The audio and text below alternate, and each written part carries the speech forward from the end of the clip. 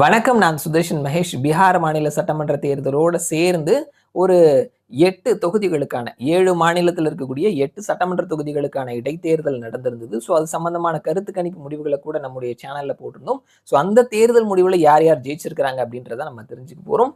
எல்லா இடங்களையும் பீகார் தேர்தல் சம்பந்தமான செய்திகளே அதிகமா வந்திருந்தது. ஸோ அதனால இந்த இடைத்தேர்தலில் யார் ஜெயிச்சிருக்கிறாங்க அப்படின்றத தெரிஞ்சுக்கலாம். ஜம்மு காஷ்மீர்ல 2 தொகுதி, ஒன்னு நக்ரோட்டா. இந்த தொகுதியில பாரதிய ஜனதா கட்சியினுடைய வேட்பாளர் தேவ்யானி ராணா 24,647 வாக்குகள் வித்தியாசத்துல ஜெயிச்சிருக்கிறாங்க.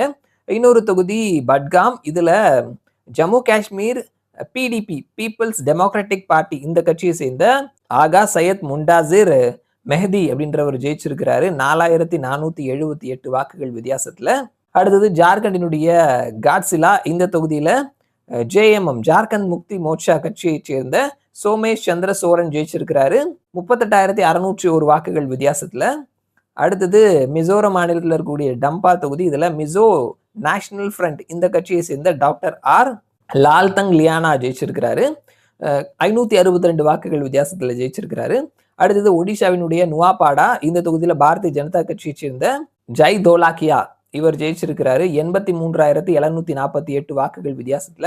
அடுத்தது பஞ்சாபினுடைய டான்டரன். இந்த தொகுதியில ஆம் ஆத்மியினுடைய ஹர்மன் சிங் சந்து ஜெயிச்சிருக்கிறாரு 12,091 வாக்குகள் வித்தியாசத்துல. ராஜஸ்தானினுடைய அண்டா தொகுதியில காங்கிரசினுடைய பிரமோத் ஜெயின் இவர் ஜெயிச்சிருக்கிறாரு 15,612 வாக்குகள் வித்தியாசத்துல. தெலுங்கானாவினுடைய ஜூப்ளி ஹில்ஸ்ல காங்கிரசினுடைய நவீன் யாதவ் ஜெயிச்சிருக்கிறாரு 24,729 வாக்குகள் வித்தியாசத்துல ஜெயிச்சிருக்கிறாரு.